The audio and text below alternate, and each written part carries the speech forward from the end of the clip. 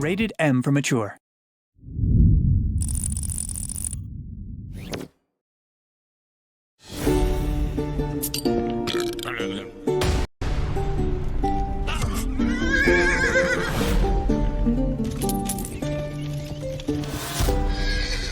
What the hell?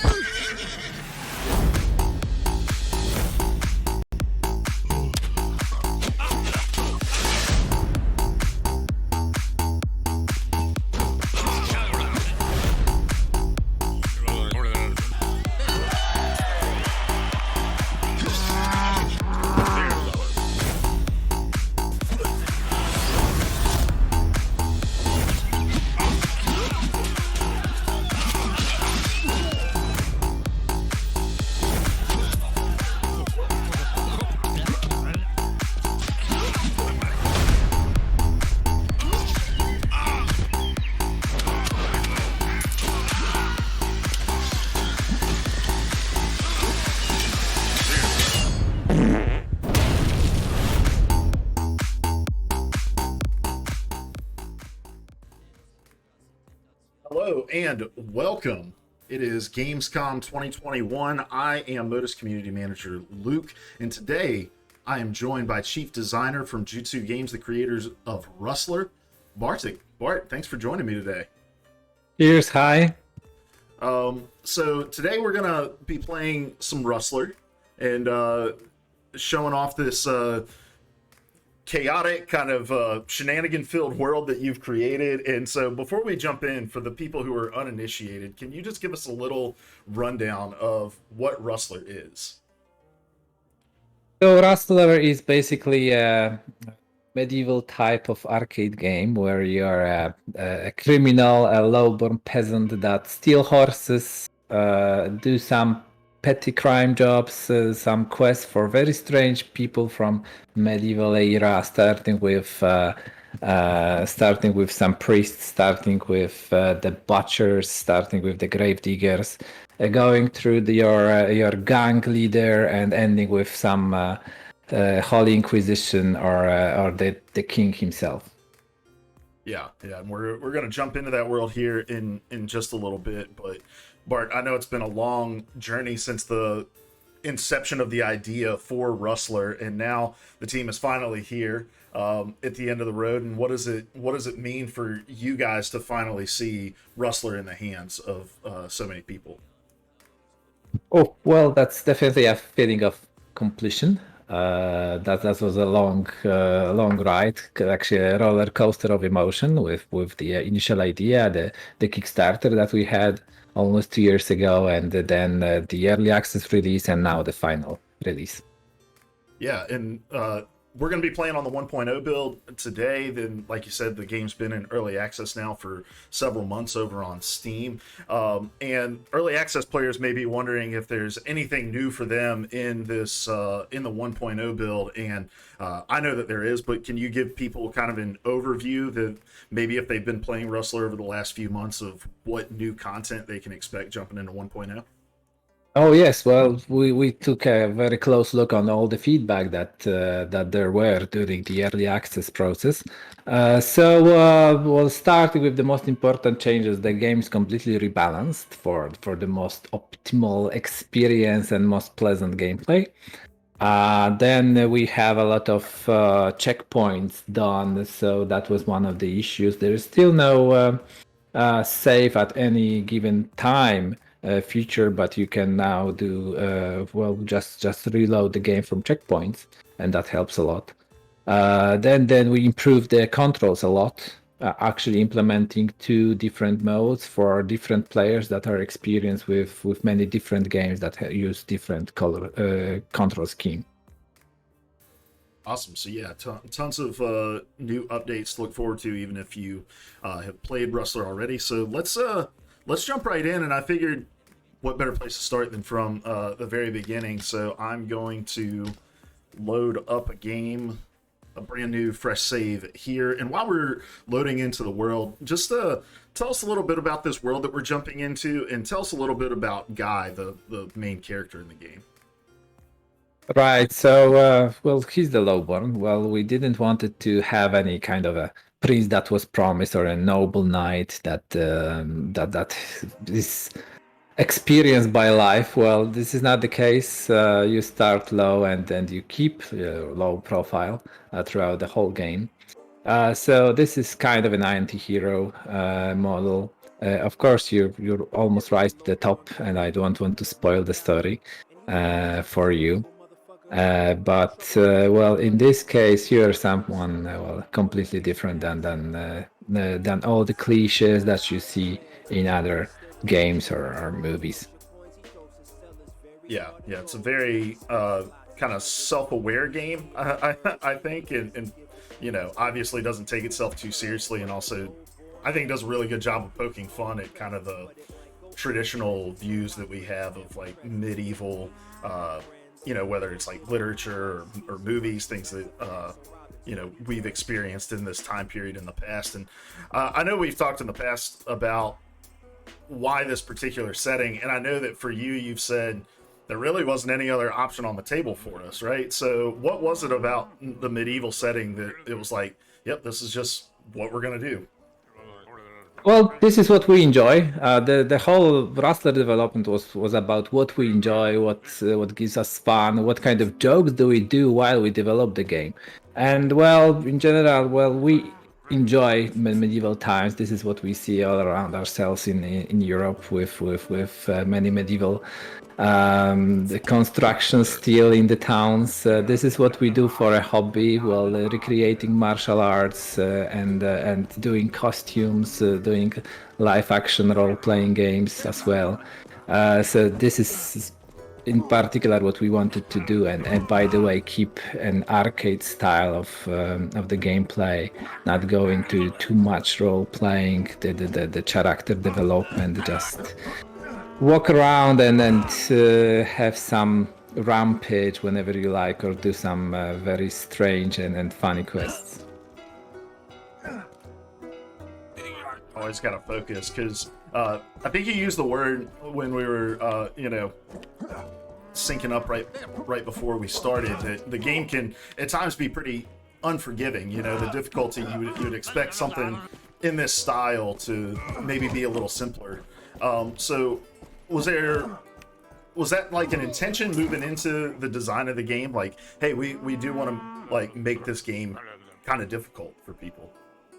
Well, we're hardcore players, I have to admit, and actually we had to lower the difficulty a lot for the common players to enjoy, and still some of the design decisions stayed, and you can notice some very difficult parts, like you don't slash dozens of enemies in this game. If you have 3 or 4 enemies, that's a lot. And on the very beginning, if you encounter an enemy that has shield and has armor, he's going to be difficult. So, definitely you're not supposed to be slashing every single enemy that you encounter. You are supposed to run away from them. You are supposed to be the this horse thief. That's not a killer, at least not at start, at the very beginning. So your main tactic is supposed to be hit and run. And I think instantly when you jump into this game, you see the inspirations for those old school GTA 1, GTA 2, the top-down style of games. What about those games in particular inspired you to want to make Rustler? Well, this is the game that we grow up with, so of course there are some similarities, but there are also huge differences. Like the horses are not cars; they behave differently, they react differently if they are hit. They can actually talk with you or anyhow react to what you do with them. Like if you hit them, or you can whistle to them, and they will come for you once you unlock a skill. So that's one of the stars. Well, we have a lot of sentiment to the old GTA as well, with the top down and this kind of sense of humor that they had, the absurd one with a lot of over the top actions, like if you don't like someone, then just kill him. If if someone insults you, then how about you kill his entire family? This is how the old GTAs had in common. This is what, well, stereotypical medieval times had. If someone is slightly injured or slightly ill, well, let's just, I don't know, burn him at the stake because he's most likely possessed by a demon or something like it. And this is exactly what we do in the game. Well, exaggerating every kind of joke that came to our hands. Yeah, we get one of those kind of homages to those GTAs with the pimp a horse station that we just rode into to get away from being pursued by the cops. And I guess that leads me to the question about, GTA is such an iconic franchise within gaming history, right? So what were the particular challenges of creating a game in that vein, while in the sense of striking that balance between we're inspired by this and we want to pay homage to this thing, but we also want to create something that's unique in and of itself? Oh, well, so we have a lot of differences, like I mentioned the horses, or I mentioned the way you fight. So, well, in here you use mostly melee weapons like swords, spears, and this changes the gameplay drastically, actually, because then you have to contact your opponent. It's very difficult to fight few enemies at once in this particular case. So, of course, we had to change a lot of stuff in compared to the old GTAs that many people compare the game to. And I know GTA is not the only inspiration. There's, you pay homage to things like Monty Python. What were some of the other inspirations behind Rustler? Oh, at the very moment that we developed the game, the Game of Thrones was a huge thing, and we still make fun out of a few Game of Thrones cliches. The prince that was promised was one of them. But the same with the fire priests, the same with some kind of skills, and the general sense of humor of Guy was also somehow inspired by Sander Clegane and Bronn characters from Game of Thrones. So that's one of the inspirations. Apparently, those guys are one of the biggest meme material and on many different platforms. So yeah, those guys were a huge inspiration. That's awesome. And obviously, I'm sure you played, GTA growing up. But what were some of your other favorite games to play as a kid? Like, what got you into gaming to the point where you're like, I want to make a career of this? Oh, Guy, that's a long story, but let's talking about the games itself. So yeah, GTA, the whole series of GTA, well, starting with GTA 1 and 2, and then San Andreas in particular. That's a lot of inspiration. Rustler was supposed to be a third-person perspective game at the moment. Then we switched back to top-down game. So that's one of the plot holes around the development. So then if you ask about what kind of games I played, so actually I played a lot of strategy games, and this is what we are mostly experienced in doing other of our games, mostly in particular the operators 911 and 112. And Raster was supposed to be our try on something very different, like completely different approach to game development with completely new mechanics, or just trying ourselves at something completely different than the strategy games. Yeah, we're about to get our first look at the stat tree here. So as you play the game, you earn upgrade points that you can apply to Guy, whether that's fighting, using ranged weapons, his ability to ride, things like that. So, and it's a pretty extensive tree here. Was progression and kind of customizing the experience in this way always kind of a part of the picture for Russell? Yeah, well, consider this as well. First of all, the kind of a character development, and the second thing, you can actually optimize the game for yourself. If you fall the horse too often, then just buy a skill that keeps you in your saddle. Or if you happen to die too often, then perhaps buy more health points or more damage. So this is also a kind of an optimization to the game, just for your best experience. Now, you mentioned that Jutsu Games and games operators, you guys aren't new to the scene of in gaming. How is you mentioned how Rustler kind of differs from those previous projects, but what are some of the valuable lessons that you took from that previous experience and brought it into this game? Oh, well, so actually we couldn't do too much of like technical experience because well there's some so different games with both the world building with the quest construction. Well, you won't find too many similarities. There were some process wise similarities, like how you design the game, what kind of documents do you use, what kind of process do you do for task assignment, what kind of milestones, and well, in general, this is on one hand very close. It's still game development. On the other hand, those are completely different games. So we couldn't use actually almost any assets that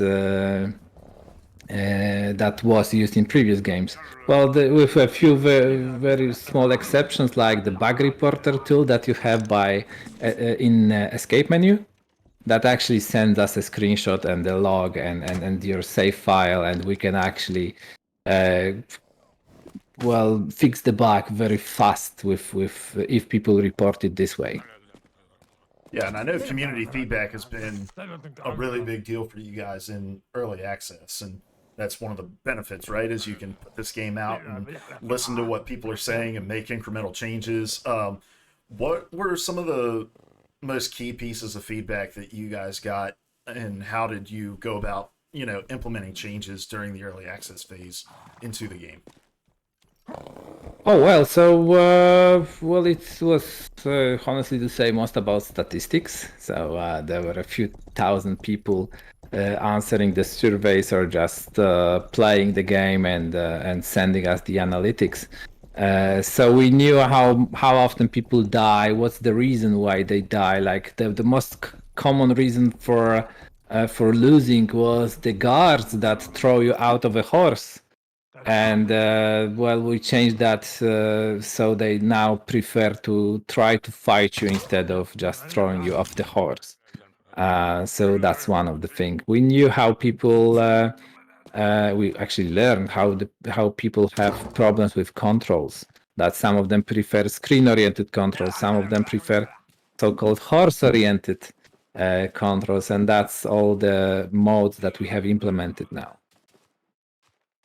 Yeah, you'll notice when you load the game now that you're given options on how to on what control scheme that you want. So yeah, it's cool to see how the game has evolved. And I know, things like difficulty and the save points and all that sort of stuff have been tweaked based off of feedback from playtest and from early access players as well. So yeah, one of the other changes, like maybe small changes, maybe big changes, you play with a crossbow now, and one of the very early ideas about the crossbow is that you're supposed to stand still while you reload. A pretty unique design decision for computer games, actually very realistic for this kind of game, because actually you do have to stand in reality. But there is a skill that allows you to reload the crossbow while you move, so that's much more common for computer games now. Well, actually, crossbow is supposed to be kind of a bazooka in this game because it kills most of the enemies with one hit. So you're supposed to use that pretty rarely and just stick with your sword or just hit and run tactics. Yeah, we just saw. I just got the crossbow, and you saw one shot broke the knight's shield, and then the second shot took him out. Yeah. And there's all those traditional weapons that you'd expect to see in a game set in the medieval times. You got your swords and your shields and your crossbows, things like that. But I also know there's some pretty ridiculous and over-the-top weapons in the game as well. Can you tell us a little bit about other things players are going to be able to use? Yeah, I hope that you're gonna notice them or approach them anytime soon. So first of all, you start with a stick that you can actually acquire from any destructible place. So that's one of your basic weapons, just a stick with that you can convert to a torch with just one press of a button. And then you can fight with some weapons like torn arms that you actually acquire from other characters on some rare occasions, or you can notice that some of the horses just drop turds on the road that you can pick up and then throw at somebody, or you can kill a bard and use his loot either for playing or for hitting someone. Oh, there is a bard. How about you employ one? Yeah. So that's our radio. Yes, so he will now follow me around. Just interact with him. If you have some coins, so drop a coin to your bard and he'll follow you. If you hit him, he will change the music. If you start to fight, he will adapt the music to what you do. If you jump on a horse, he will follow you there as well and play the music accordingly. Yeah, well, this is also one of the unique features of Rustler, a pretty let's say risky one, but apparently it works. Anyway, there are so many of them that you can hear them playing music all around the place. It's just a nice feature that we wanted to have with this bard, kind of a Witcher style follower that will sometimes give you some extra jokes, some extra tips. He can drop you some health points as well if you happen to go too low with your health bar. Yeah, I think it's obviously a big part of GTA has always been those radio stations that you get when you hop into a car, and it's cool to see how you've kind of answered for that within the world and made it pretty believable. Although he is a fairly accommodating bard, right? With all the abuse that he takes, and he continues to follow you around. So. Well, you pay him, so he's hard up for some cash. Yeah, well, that's a contract. Well, perhaps he knows that you can always kill him and then just take his money back. That's not a big deal about it. So, all right.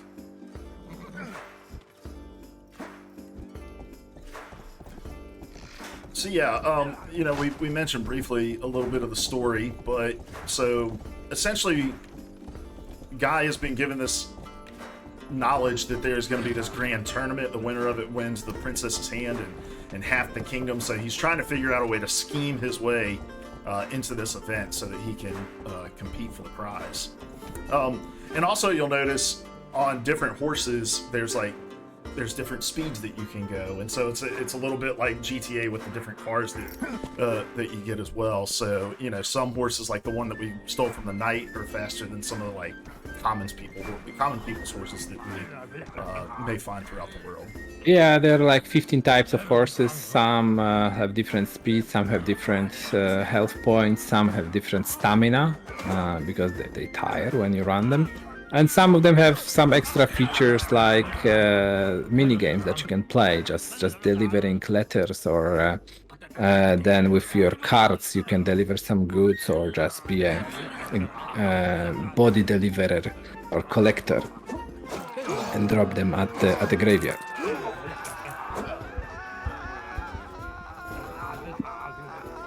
So we killed one bard, but we saved this bard. Yeah.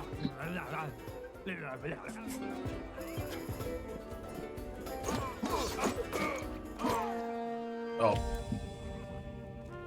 I didn't read my quest directions right. So one thing I always love No, don't kill him! Yeah, I know. That's not the one that you're supposed to kill. Oh. Okay, let's reload the checkpoint. Yeah. Which that's a change as well, right? Because you used to have to go back to your previous save point. Yeah, well now you just go with a checkpoint. So now you're supposed to be good to just employ this Bart. Yeah, so just hire him again. There we go. That's the one that's supposed to follow you. And yeah, just change the song, just hit him or press a button. There we go. All right. We're back on the road. We did not kill him this time. So I always love to hear about ways that games kind of evolve and change over the development process, because you know, I know that oftentimes you can come into something with an idea and then it changes as you guys get into it. So I wanted to ask with Rustler, what were some of those ideas maybe in the beginning that didn't make their way into the final game, or things that changed along the way as you got into development?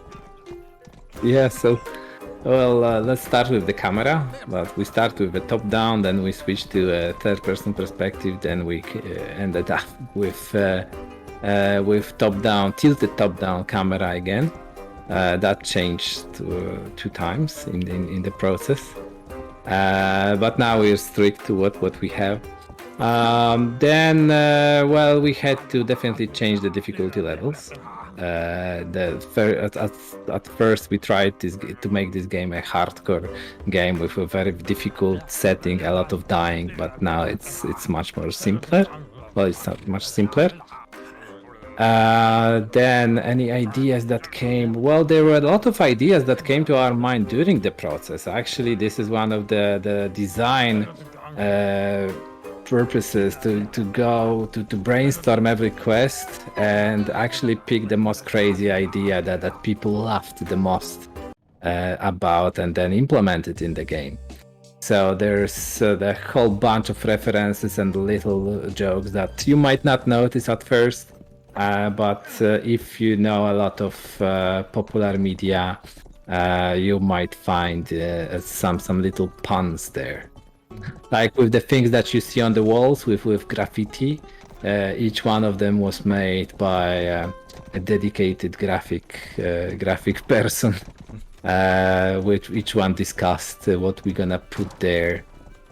So if you watch the graffiti, you're gonna find some jokes there as well. Now, you mentioned, you know, you kind of change perspective in the game multiple times. How far do you get into that process before realizing, like, oh, we want to mix it up and go this direction? Like, had you prototyped and been able to play it in some way with that perspective, or how does that work? Yeah, well, of course. Well, we played this as much as we could on many different stages of the game. But apparently, well, and that's one of the game's development rules, is that you're not supposed to test your own game. There are supposed to be other people testing it. The more the better. The more statistical it is, the better. So that's why we tested it on some events. We tested that with Kickstarter. We tested that with a lot of beta tests. Over 1,000 people playing the game in beta tests. And giving us feedback about the humor, the difficulty level, and many of their stuff like controls in particular. So, well, of course, the humor is not gonna fit everyone. This is a very over-the-top humor with a lot of swearing, with a lot of low jokes, I have to say. But this is the character. He's not educated. He's not the smartest person in town. So usually he's the master of short response, and this is kind of humor that you'll get. This has got to be one of my favorite ideas in the game. What I'm doing right now, you know, you are dressed as Death, and you go around and can scare people as Death. And I just love it because it's over the top, and it's also, you know, playing on those old like superstitions of people in the medieval times. Like, what was I know we've talked about this in the past, but what was the creative process like when developing these ideas? Was it really just throwing ideas at the wall to see what sticks? Was it a collaborative effort, or was somebody driving that ship? Yeah, well, we had some kind of a general storyline that we wanted to follow. Well, not to innovate too much. The story is pretty classic with the grand tournament that you're supposed to take part in and find your way into that. But of course, the story goes completely sideways, and all the stereotypical characters like the princess that you're supposed to marry in the process. Well, you will learn who she is later on in the game, and that's one of the things. Well. And then, well, you are supposed to do quite a few things in between the main stages of the game. So in between getting the documents, earning your money to buy it and forge the documents, and then participating in the tournament and winning it. So that's the main storyline. But then with all the side quests, we actually could go completely random and completely crazy. And every idea that we had about the medieval world and everything that was technically possible in the medieval world, with well, starting with the road signs, the kind of umbrellas that you see now. Because why not? All you need is some piece of wood and cloth to make it. We could put in the game. The changing your clothes to death was actually inspired by Terry Pratchett and his books about the death itself. So there are, each single quest is some kind of an idea about play of some character, of some humor, of some kind of motive that we enjoy ourselves, and we had some fun. We had some like 300 ideas for quests. In the end, we have like 50 of them, and still a few that we perhaps will implement in the future with some updates or DLCs. Yeah, that sounds awesome. It sounds just fun to sit around and kind of conceptualize in this world. And speaking of the world, the map in Rustler's fairly big, and I was wondering, like, is the landscape inspired by any kind of real life locations? No, not in particular. Actually, if we would be, if that would be inspired by any real life place, the roads would be much more narrow. So that was one of the. Some people find it as an issue that this is not a very realistic medieval town, but this is actually. We actually decided to do it like that because. It's very hard to navigate throughout narrow streets that are typical for medieval towns. So this is not well modeled after any town in particular, not the first nor the second city or any village.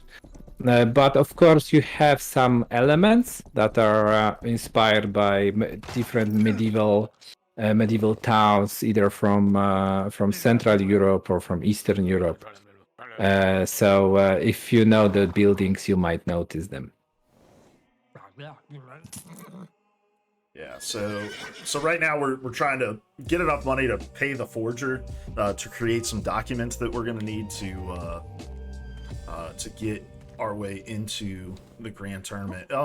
You know, with people finally being able to get their hands on the 1.0, what are you most excited about? Seeing people experiencing, or, you know, what feedback are you most excited about getting with people being able to play it now? Well, I just hope that people gonna enjoy it, like just laugh a little playing the game, and then they gonna be a bit nostalgic about the old gameplays, and they're just gonna have fun and challenge fighting and completing some of the quests and making achievements. So this was always the idea, to have fun for a number of hours, maybe more. And well, just have a positive feeling about the game in general. Hopefully, that's what we have now. Almost 80% positive reviews currently. So apparently, more people like it. They don't. And let's hope to stick this way. Yeah. Yeah. Well, and I think that's thanks in large part to just how receptive you guys have been to the feedback and willing you've been to address it. And yeah, I'm excited for people to get their hands on Rustler as well. I think we've given people a real good taste of some of the different shenanigans that people can get up to in the game, and there's plenty more. We didn't get to some of the things like the holy hand grenade and the stink bombs in the game, things like that. And so, want to leave people wanting more and knowing that there's plenty more to explore, all kinds of different over the top missions to get into. And so, Bart, I just want to thank you for your time joining me today for this stream and for talking to us a little bit about Rustler. Thanks so much for playing. Let's see you around. Yeah. Cheers, bye. Definitely. And if you guys want to learn more about Rustler, you can check it out right now on rustlergame.com and learn all of the details there. Hopefully everyone has a great Gamescom, checking out all of the games that are featured here. And yeah, we'll catch you around. Be safe, be good, and goodbye.